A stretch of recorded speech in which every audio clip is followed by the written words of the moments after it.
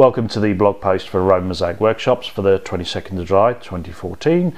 A bit of a while since the last one, but the whole of June and all of this month so far I've been setting up the Roman Mosaic pattern database and the online course in Roman Mosaics. The pattern database is now out. It's £3 a month. It's a subscription site.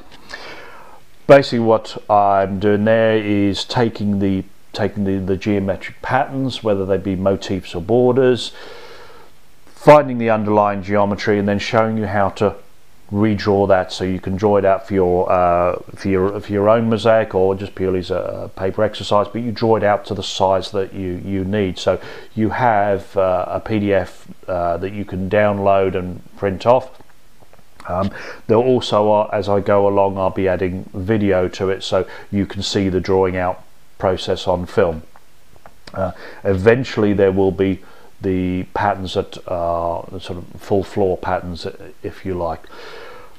I'll continually add to that. There's at least 1,600 different types of patterns on there, but you will find a continual adding to the list on there. It's aimed at people with no experience in geometry or maths. You don't need that. All the calculations, everything, you're taking it through step by step. So it's £3 a month. If you subscribe and it's not for you within the first 14 days, just let me know and I'll refund you your money.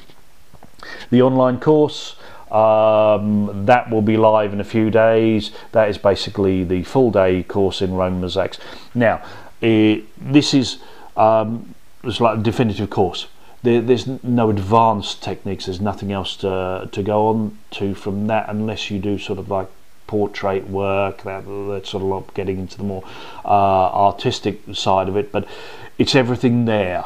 It's based on the work I've been doing the last 12 years and teaching the last about 7 years. They're teaching the same thing, teaching to people who've never done this work before, and it's teaching you not just the rules, not just applying the rules, but working in a certain way so you develop your eye. It's a very specific thing. That's why some ways that you think, well, this has got to be a bit easier, you work in the way that I say.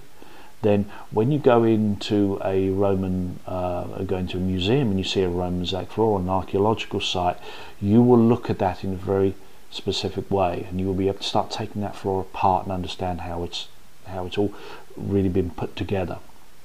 Normally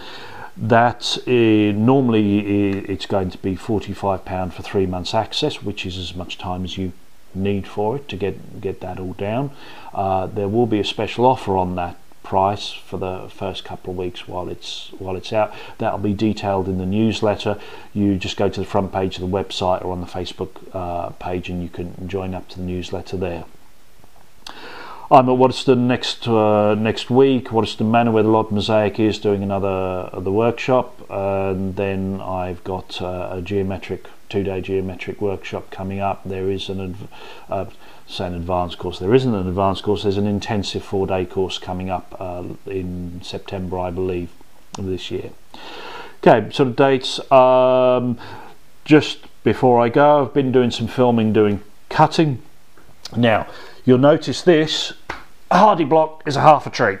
Okay, usually I don't recommend these. I use this one because sometimes I'll be cutting when I'm standing up, and it's okay because when you're standing you're moving around. It's very easy to move around. Now when you sit on a chair or you're working on the floor, if you're cutting a lot of material, eventually you will get uncomfortable and you will shift your position. Now if you line your blades up and you get everything positioned exactly as you want it, then you shift your backside, your blades are going to be out of line. Now if you have a thinner block, then you just hook, hold and turn. That's easy enough to do. So you turn the block to fit in with you. If you've got a half a tree, it's not that easy, and that way you will, if you're using one of these, you'll be more inclined to move yourself. You'll be more inclined to basically twist. Now in the short term, okay, but you might find that you're just turning yourself back, whereas if you've got a smaller block, it's easier to move the block to adjust to your position. So although I use one here, just be aware when you're sitting and cutting that you make sure that after you've adjusted your position to make yourself comfortable, that you don't start twisting yourself around to get your blades back in alignment. That's it for this one. Until the next one, there should be one or two more before I go away.